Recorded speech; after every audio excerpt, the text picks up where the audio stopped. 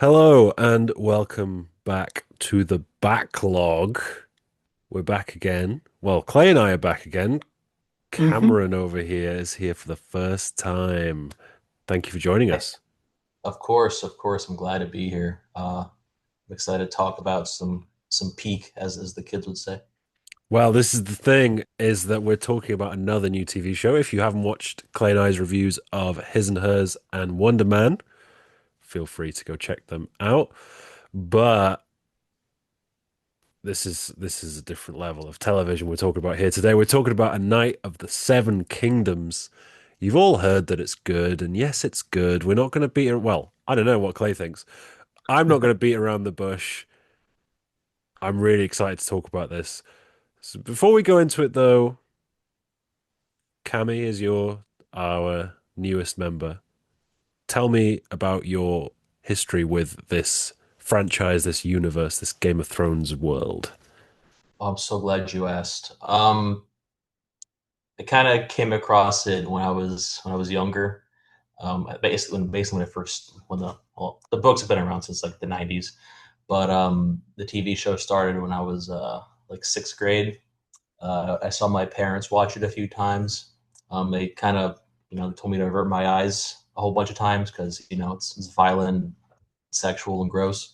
But I was intrigued by it. I sit down, I saw a couple episodes or two. Again, had to avert my eyes, but I was intrigued by it. And then when I was in eighth grade, I got the first book in the A Song of Ice and Fire series. That's it's actually called. The first book's called The Game of Thrones, and that title kind of sounds cooler, I guess. So the show was called that. But I got the book when I was 13, I think. Probably not old enough to read it at that time, but I enjoyed it. I was confused by it. There was a lot of interconnected plots, a lot of characters, but I liked the world. I liked the characters that I did enjoy at the time. Ned, John, people like that. But I never read the other ones. It actually took me a while, and then I saw more of the show, bits and pieces of it. I never like caught all the way up, but I've always it's always like been on, and I've always seen some of it. But and I always liked it. It just never really clicked with me until my college years actually. Um, so I was kind of going on a fantasy binge during my college years. Before I started my freshman year, I read Lord of the Rings all the way through, alongside The Hobbit and The Silmarillion, and I kind of avoided, Song of Ice and Fire for a long time Probably because because I each was book's like 1,000 pages long. not only that, but I was kind of was being a Tolkien snob at the time, where it's like, oh, this is real fantasy, not that gritty crap that George is up to. But after finishing, that and a couple other series, I can't remember. I think Wheel of Time was one of them, or at least I read the first book when I was younger. But I was like, Game of Thrones is ending soon, the television show. I'm sure the next book will be out eventually, so why not, get caught up in it? So I read the first book again, loved it, and then read the second book not too soon, not too long after the fact. Loved that, and then the third book, which is the best book in the series, allegedly, but my favorite's the first one. But anywho, I read that as well, loved it, and the other two didn't click with me as well. I did like them, but I didn't really appreciate them until recently. But that's a whole nother discussion. And so then I watched season 8, and I thought it was, uh, the worst thing since moldy bread. So I kind of was turned off by the series for a long time. And then House of the Dragon came out, which I actually watched all the way through recently, and I mostly enjoyed that. But I fell out of love with the series again. And then Fire and Blood came out. I read that. Started to get back, sort of got back into it, but just lost interest in it. Not really because of the series itself, but just a bunch of other stuff I had to worry about at the time. And then this show got announced sometime. I forgot when exactly got announced, but when more trailers are coming out, I was like, I haven't actually read the Dunkin' Egg stuff yet. So like a couple weeks prior to the show coming out, I bought the novella collection called Night of the Seven Kingdoms. Hey, that's the name of the show. And then binge through that. And honestly, it might be my favorite of the Ice and Fire books, which is saying a lot because they're all quite good. Even the silly World book that George did just for money, but and because the publishers made them. But yeah, I kind of caught up with the books. I'm actually reading Dance of Dragons again, but that's a different story as well. So when the show came out, I was hyped, I was ready to go, and I was a little worried at first because I know how Benioff and Weiss and Condell and Sarah Hess for House of the Dragon, they uh, they have an iffy relationship with the source material. They claim they like it, but they just take stuff out, add their own stuff. Sometimes it works, most of the time it doesn't. But anywho, I was cautiously optimistic. But so yeah, I watched the first episode, loved it. I even loved the stuff that people said they didn't like. Some of the changes, Yeah, we'll some of the crass stuff. Yeah, we'll get into all that. Safe to say you've gone deeper down the rabbit hole than me and Clay. a little bit, a little bit. I don't know. I'll just speak for you, Clay. What's your history with this world? Um, well, I never read any, well, I read half of the first book, Game of Thrones, but I started this show whenever I was a senior in high school. I started Game of Thrones. I don't know if it was the second or third season that was ongoing whenever I started it, but I rented the first two seasons on DVD at the library. Because we didn't really have HBO Max at that time, like in 2014. But yeah, I loved it. I actually was able to get a chance to see the season five finale on the biggest screen in Austin, Texas. So that was really cool. They had a limited screening in theaters for that, and that was pretty awesome. And like everybody else, I did not care for the ending of the show. It just went off the rails. I did like some of season eight, but it's not my favorite. And then I started House of the Dragon. I kind of waited a year whenever the first season came out because I saw the first two episodes, and honestly, I was a little bit bored. And in House of the Dragon, spoiler, they have a big major cast change, so I think that kind of turned me off of it. But I like A Night of the Seven Kingdoms more than season two of House of the Dragon, to say the least. Cool. I think pretty much everybody does, except people involved with House of the Dragon season two. In fact, those people might agree even more with that take. I've never seen House of the Dragon season two, but we'll get to that. Never read any of the books. I remember my first experience with Game of Thrones was around season three, when the big thing happens. It went really viral online. Like, I think season one and two were like popular and well reviewed. Season three was like, it became a phenomenon. And then I think season four was the first season that came out where it was huge, where it was everywhere. Um, and I think I started watching it just after season four ended. Um, and I watched it quite slowly, and then I eventually caught up. And season five was the first one that I watched as it was airing. And season five was so boring that I stopped watching it.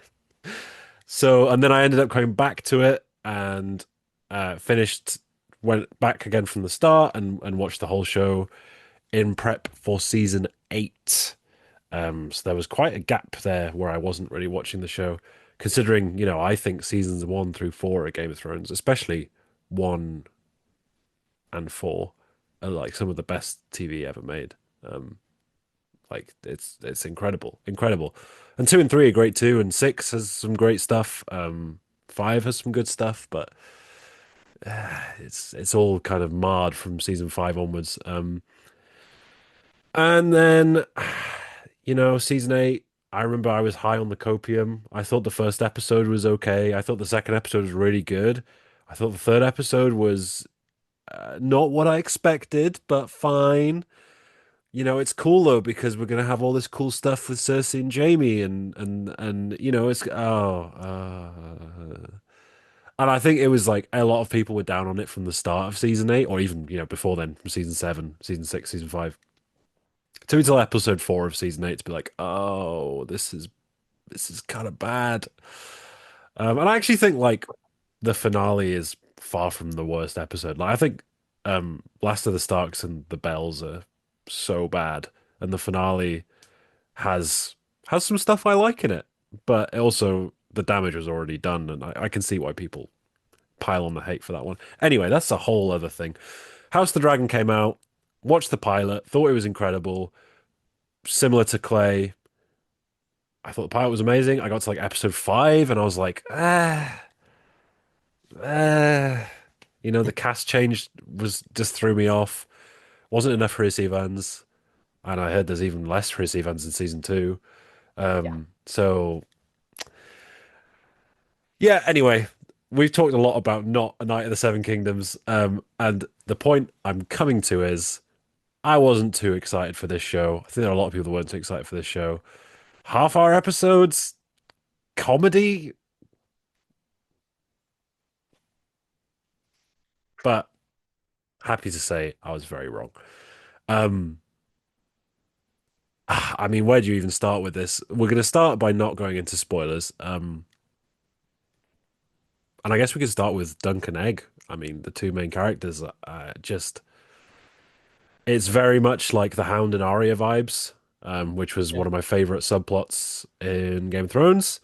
But if anything, there's like more heart to it, and Dunk is like just such a good guy, and having your main character just be a good guy, but also not be like a bitch like Jon Snow is sometimes. It's like it's really, really refreshing, and I think it's not just that the tone is lighter, but it's like, okay, yeah, there's some dark shit and bad things happen to good people in this, but I think my favorite aspect of it is that it feels more like Lord of the Rings or A Knight's Tale or stuff like that, you know? It doesn't feel as like grimly cynical as typical Game of Thrones stuff does. Yeah, Yeah. Dunk and Egg, love their dynamic. Just really good stuff. Yeah. Yeah. Might be like characters aside. I think the casting for those two, Peter was it something, and Dexter something, might be this might be a take, but actually might be the best casting this franchise has had in a while, in a long time. No disrespect to the House of the Dragon cast. The switch from Millie Alcock to Emma Darcy, notwithstanding, they're all pretty good. But outside of aside from like Otto Hightower and the guy that plays Kristen Cole, and a couple other characters, the cast like they're good, but it's never blew me away in terms of translation like Mm. Night of the Seven Kingdoms did. Like Duncan Egg for me, casting wise, it's up there with Ned Stark, Cersei. Um, and I'm gonna start talking in terms of casting, of course, but yeah, just so authentic, and they actually elevate the characters a lot. I think so. Like they're cool in the book. I like their dynamic, but they feel like brothers in this series, and it makes me really happy that Ira Parker and company managed to adapt that dynamic so well, but also bring it up even more Mm. so. Yeah, it's cool. I did listen to a bit of the audiobook for Night of the Seven Kingdoms, and it's funny how much, especially Peter Claffey, like resembles the voices that people would do for the audiobook. Like, I don't know if that was like an intentional thing, but yeah, he almost sounds like cartoony, his accent, but it really, really, really works. And it adds to that light tone, you know? Um yeah, I just think like there is something so rich about this series. I mean, it's only just over 3 hours in length, but it really feels like there's so much character and so much charm and so much depth to all these people that we don't even get to see. Um, That's what I think is like another of its main standouts. Like characters get like 10 minutes of screen time and leave the biggest impression on you. It's Dunk's voice is just so charming. He has a big heart, and you can tell based on his accent. And then I love all the other characters too, like Fossaway, Lionel Baratheon. He just loves to party. I really love him. Um, and even the evil characters like Arion. Yeah, good stuff. yeah, it's funny. I think that's one of the improvements the show has on the book because characters like Lionel, Raymond's pretty prominent in the first book, but without that actor's performance and just the stuff they add, like his thoughts on politics and which will I guess that might be a spoiler. I don't know, but it's a great line either way. To hear for the first time, but yeah, just what a great character, what an improvement, and even Lionel, who's like barely a character in the book, like he shows up, he goes haha, and then just helps Dunk out a little bit, but in the show he's so vibrant, he's a party boy, he's got good one liners, and he's like an actual character and not. Oh, See, yeah. when I saw him initially, I thought they were gonna do like the Braun thing, where he was going to just be crack jokes all the time and say haha penis cock haha, but Lionel was like an actual character, and his bromance with Dunk is like Man, that perfect. scene between the two of them, without spoiling it, in the finale by the tree is just so good. It's So good. so good. Oh, yeah. But it's I think what I love about it is like the characters are so complex, but they're also likable. Like there are Mhm. things about Makar, Egg's spoiler. I just realized that's a spoiler. I've done it now. Spoiler alert, spoiler alert. Makar, Egg's dad. It's kind of obvious even in the first episode, even if you don't Yeah. know it. But he is like there's such this complex figure, and I think before the finale, people were like didn't really like him. And then obviously what happens in the trial. And then in the finale, you get this great insight into his character, and you Mhm. feel this like real regret over how his kids have turned out, and this like deep, almost like jealousy of Dunk at how Egg looks up to him. And this is conveyed in like two scenes. It's insanely efficient storytelling. But Oh yeah. above that, it is incredible acting. Sam Spruell was amazing in Fargo season five, um, and he's amazing in this too. And a lot of the claim is going to Bertie Carvel and Peter Claffey and Dexter Lancel, but I think Sam Spruell as well, fantastic, especially in that last episode. Oh yeah, he's excellent. He's both like a real he's a funny character in the beginning because he just clearly does not want to be at this stupid tournament, and he's his kids bug the hell out of him, and then this random hedge knight comes out of nowhere, and he's like, "What's going on? Who the fuck are you?" But and then it gets more complicated as the show goes on, and the actor really manages to convey like the sadness of that character and the stress, but also like the fun parts, him being prickly, him just like having a laugh at Dunk correcting Baylor over how many joustings his Arlen won, like stuff like that. Just he conveys that so well. Again, I know you said that the guy that played Baylor is kind of one of the one of the big standouts of the series, which is saying a lot because there's a lot of standouts here. But yeah, I'm the same way with Makar. He just blew me away performance wise. Yeah, I mean, we got to talk about Baylor.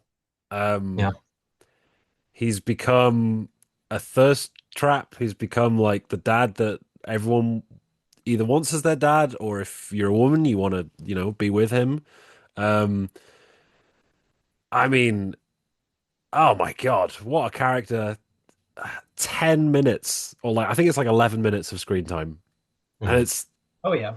it's incredible how much personality injects into the character, how much just quiet understated humility he gives to a character, and it's something we haven't really seen before, or I guess since Ned. This No. sense of someone with that amount of power who doesn't revel in it and who isn't scheming, and he just wants to help people. And you know what he has over Ned is that he's not an idiot. Ned was kind of an idiot.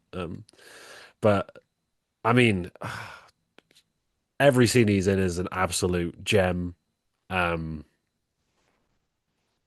I don't know.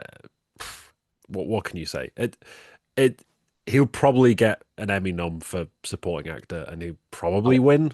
Even though I know it's really early in the year to say that, but like he's I that. wonder if this is going to be in the comedy uh, category for Emmys. Well, this is something I was going to bring up is that how do we feel about half-hour episodes? Because I'm kind of in two minds about it because I know that what it's adapted from is more comedic. It's like a shorter length. It's the novellas.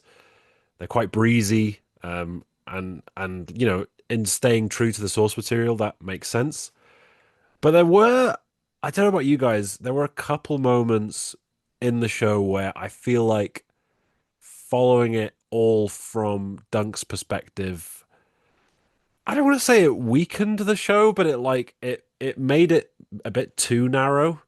Um, and this is I don't even know if this is a critique because I'm kind of want to talk through it and figure it out. It's specifically the bit where in the fourth episode, 7, which is my favorite of the series, um, same. where Egg shows up with these 4 5 knights, and I'm almost like I would have loved an entire episode of Egg recruiting these guys and like trying to convince them to get them on side, but it's just like, yeah, they're there. Oh, who's Stevron? The egg got us here, and it's like, okay, I see what we're doing. We're doing it all from Dunk's perspective. We're doing the complete opposite of the usual Game of Thrones thing where we're jumping all around the world and stuff. But there's a part of me that's like, these characters are so bright and colorful, and we just don't get to spend enough time with them. And Yeah. I guess that's better than spending too much time with them and getting sick of them. But I don't know. What do you guys think? Yeah. I can see where you're coming from. I wanted to see more, Beesbury personally. Because the minute I saw him, I was like, I love him. I want to see more. But yeah, I don't mind like the 30-minute episodes or like the 45-minute one. Like the last one. I see where people are coming from. Um, to me, I actually this is kind of a weird take maybe, but I was kind of under what's a good word for it? Sorry, I was kind of thinking that maybe it wouldn't work better, but I think like a Dunkin' Egg would work as like a trilogy of films as well. Because like the episodes are short enough where you get enough content and a little more as well, but like they're so short. It's like why not just make this like a nice 2 hour or hour 45 minute thing.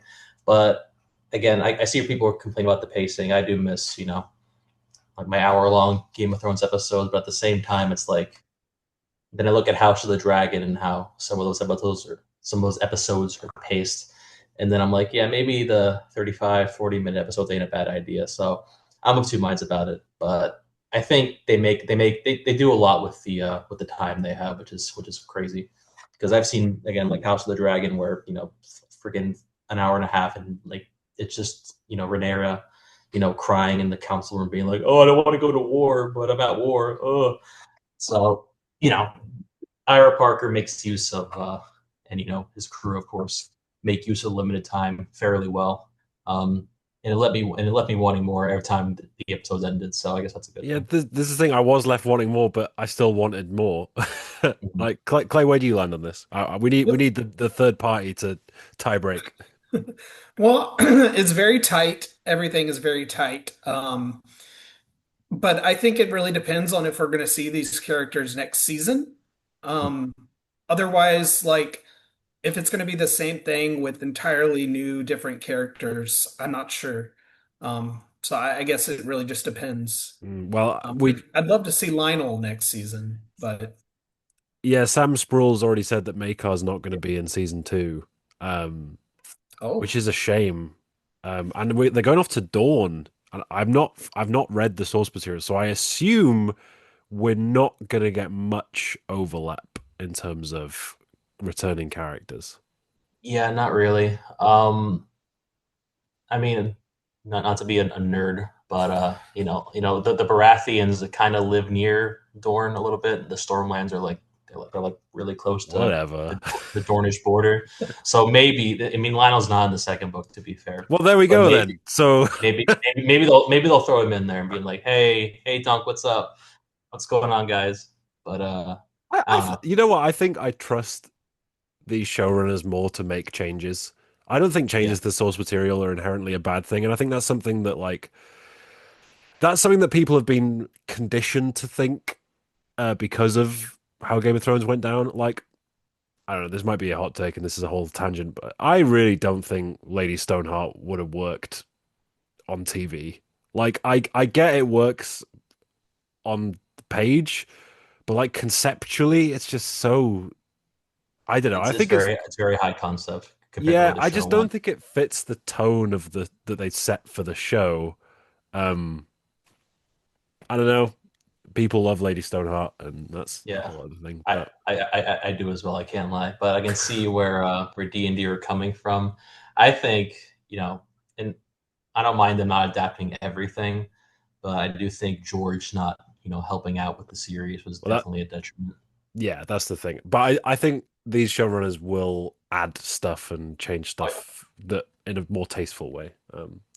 Mm. on the flip side, I actually don't mind that we focus a lot more on Dunk because his character is very layered. Yeah. He really transforms at the towards the end of the series. Like he's ambitious. He wants to be a knight, but then the veil comes down, and he realizes that these people are terrible people. And yeah, It, The it's no uh, it's great how many of the characters are like multi-layered like that. Like I've already alluded to it. Perhaps, if not my favorite scene, then my second favorite scene in the entire show is that conversation between Dunk and Lionel at the tree, and how Lionel is like ripping into him like we all risked our lives for you, and you're here weeping about a prince who died by accident, who wasn't really risking anything. And it's a scene that's like created a lot of discourse because a lot of people are so like Baylor pilled that they're like, don't say bad things about my guy. But from Lionel's perspective, I can totally see it. Like Doug's like, duh, they died because of me. Where all these people are like, they're like celebrating because fuck, they all survived. I mean, Beesbury died, rip. But it's like I don't know. I can totally see Lionel's perspective, and I think that's kind of is a microcosm for what makes this show so good. Is that it's not like it doesn't do either of the Game of Thrones extremes where it would always delve between the bad guys are so bad that you've got to hate them, and the good guys are so good that you got to love them. But then it would occasionally do like, it would go too far the other way, um, where it's like everyone is morally grey and you can't trust anybody. Whereas this is like these characters are likable, but they've got things that they disagree about, and that's okay. You know, they can disagree about things and they can fall out, and that's fine. Someone's not necessarily on Dunk's side, but we can understand his point of view. It's really, really powerful. Like a character like Daeron as well, the Daeron the drunk prince. Great character. Great character. And again, such Oh little yeah. screen time. Another of my favorite scenes is the conversation between him and Dunk in the rain outside the tent where he's like talking about his dreams. Oh my God.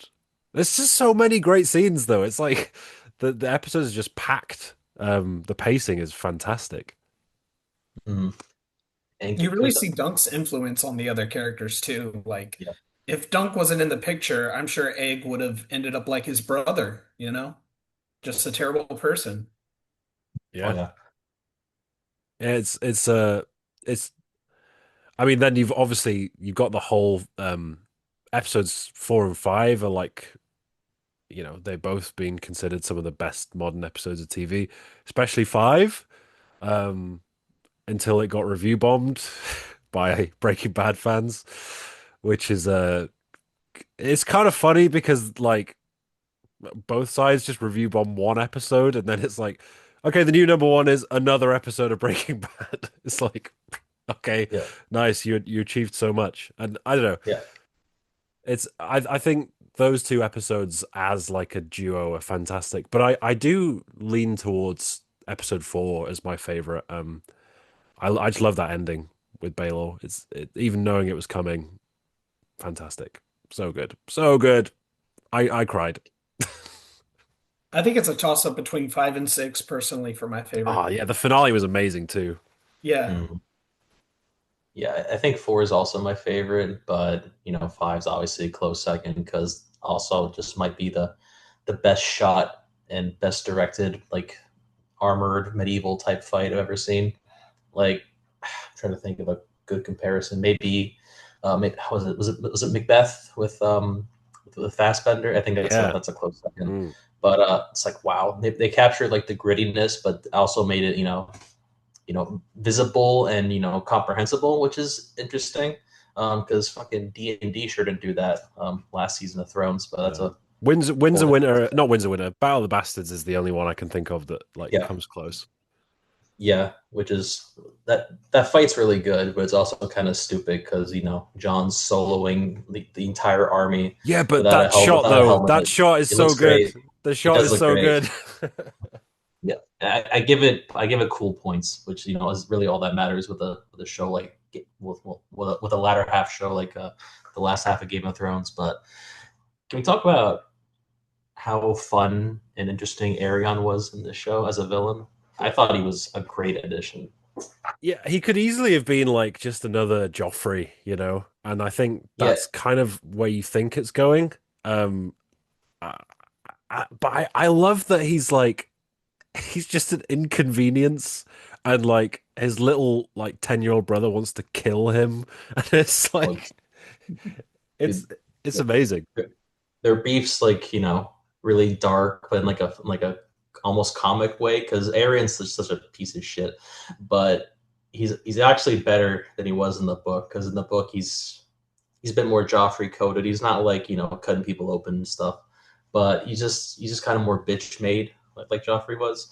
But in the show, he's like he's still like a twat that you hate, but he's also he's got some brains and he actually backs up his stuff because I thought my biggest worry was Arion getting like just taken out immediately in the in the fight or just relying on other people, but no, he's getting in it. He's kicking the crap out of poor Dunk and doing his best.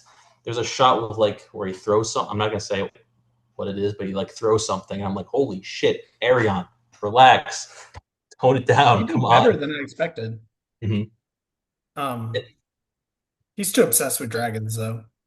Yeah, Just yeah, breaking and fingers just because some lady's trying to do her job, mhm. pay the bills, put on a little puppet show. And Yeah, she's again, probably I love that is that when Dunk is saying talking about all that to Baelor, again another great scene in episode four. And Baelor's like, yeah, she shouldn't have done that. That was stupid. Don't say bad things about the dragon. I'm like, shut up, you idiot. But it's like, it's Baelor, He's one of the ones we like, but he says something that I don't agree with. And that's fine.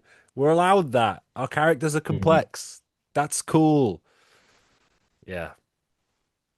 It's I don't know. So yeah, we've got 3 minutes left of this call, so let's wrap it up.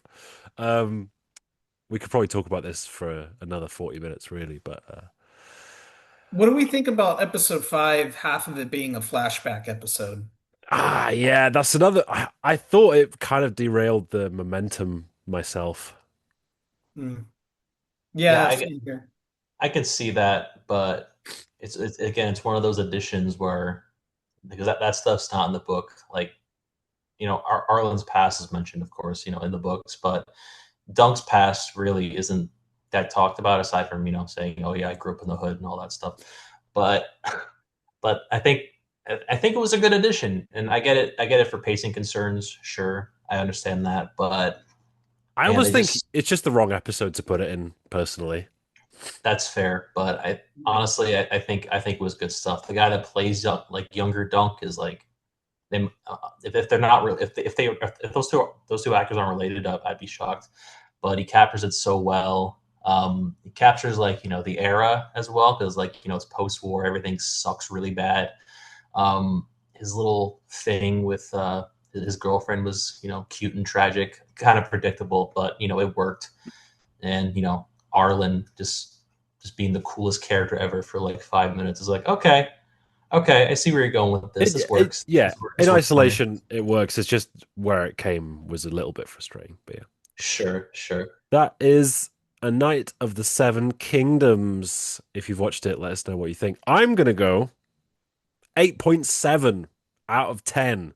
Big score. Very good. Big score. What you I what? think I will do 8.5. Mm, So we're right there. yeah, Yeah, I think I'm the highest here. I'm gonna give it a 9. nice. Almost a 9.5. But I do think some restructuring and maybe just putting it all together in one big thing would have made it better. It kind of gave me like the Peacemaker problem, where it's like, yeah, this is a fun show, but obviously, Knights Yeah. Of is better than Peacemaker in every single way possible. But I also, I also think they could have done the same thing, like just put it together in one nice long thing, and then I think it would flow a bit more seamlessly. But again, overall, I think it's fantastic. I think it's my favorite of you know, the Game of Thrones franchise adaptations so far. Early Wow. seasons of Thrones notwithstanding. Okay, okay, Um, okay, okay. Fair. Yeah. Yeah, yeah, All right. I like this. I like this way more than House of the Dragon and Mm. obviously the same, latter half of same. Thrones. So, thank you very much for joining us. Zoom has decided to cut us off. So, As it does. let us know what you think of the show. Thank you.